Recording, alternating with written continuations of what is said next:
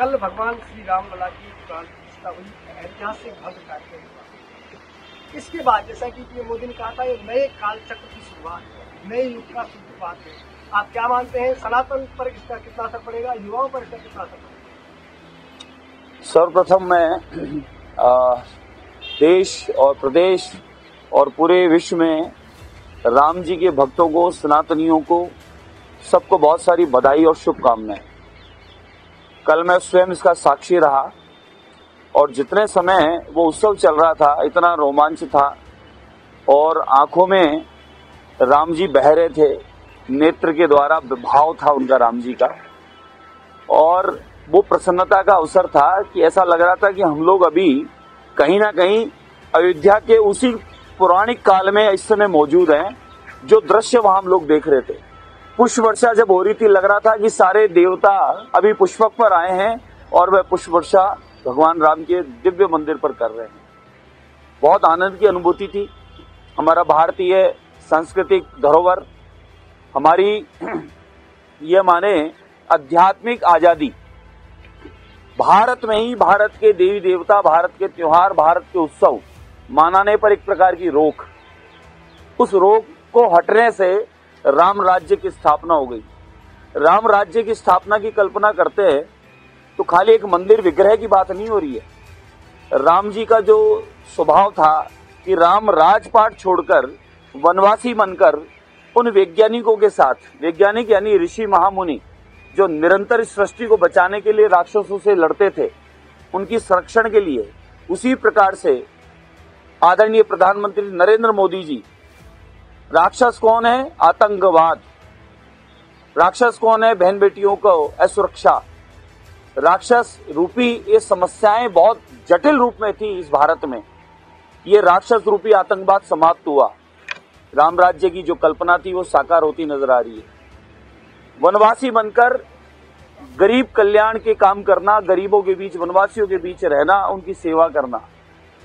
आदरणीय प्रधानमंत्री नरेंद्र मोदी जी जिस प्रकार से कल्याणकारी योजनाएं 2014 से प्रारंभ किए, आप माने देश में हर एक अंतिम छोर पे बैठे व्यक्ति तक वो सेवाओं का लाभ पहुंच रहा है। हर एक माता बहन तक उज्ज्वला के द्वारा गैस पहुंच रही है। एक नए युग की शुरुआत हुई है, ऐतिहासिक पल है। आध्यात्मिक दृष्टि से माने, सांस्कृतिक दृष्टि से माने, और जिस प्रकार से पूरे देश में और विदेशों में ऐतिहासिक दिवाली मनाई गई, तो ये कल्पना नहीं की जा सकती थी कि सत्यता की और राम राज्य की स्थापना इस काल में, इस युग में होगी।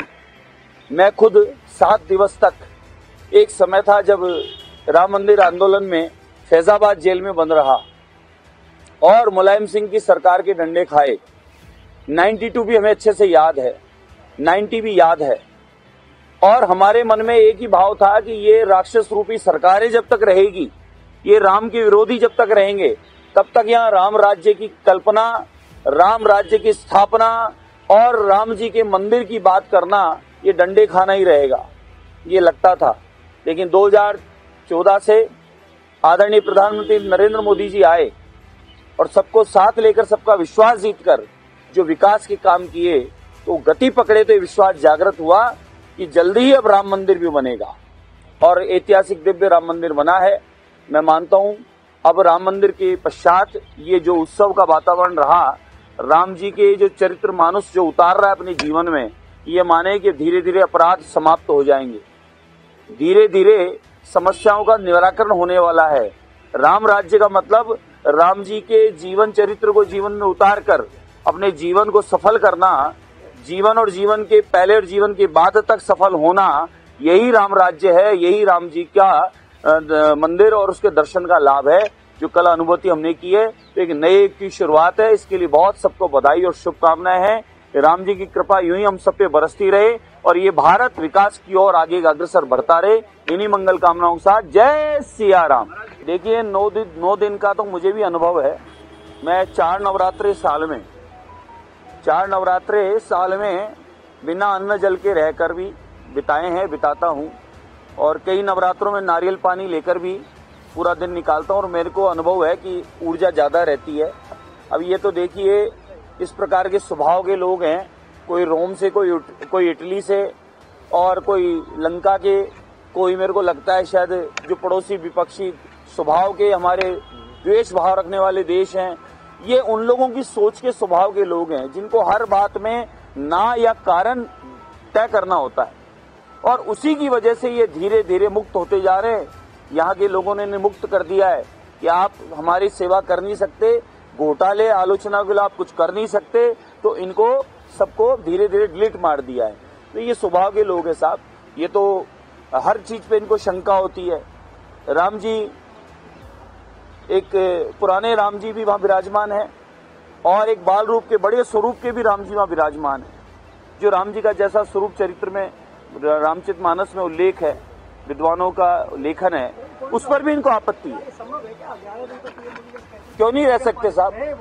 बिल्कुल रहे। और जो नियम कायदे शास्त्र में लिखे मूर्ति प्रतिष्ठा में, वह सारे उन्होंने निभाए हैं। उन्हें उन सब तीर्थों पे गए, स्नान किए हैं, उन तीर्थों पर जा के पूजा की है, जहां जहां राम जी गए हैं वहां भी वो गए हैं। तो ये सब संभव है साहब, क्यों नहीं संभव है?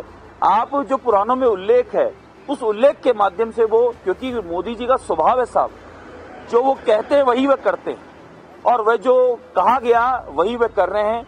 जो गारंटी उन्होंने दी वह गारंटी सारी पूरी हो रही है। अब तो ये बौखलाए हुए हैं क्योंकि इस बार 400 पक्की की पक्की हो गई है पार, इसलिए ये बौखलाए हुए हैं। ये राम राज्य की स्थापना हो चुकी है, ये सत्यता की स्थापना हो चुकी है, इसलिए ये बौखलापन में कुछ भी कह सकते हैं। आप सबको जय श्री राम।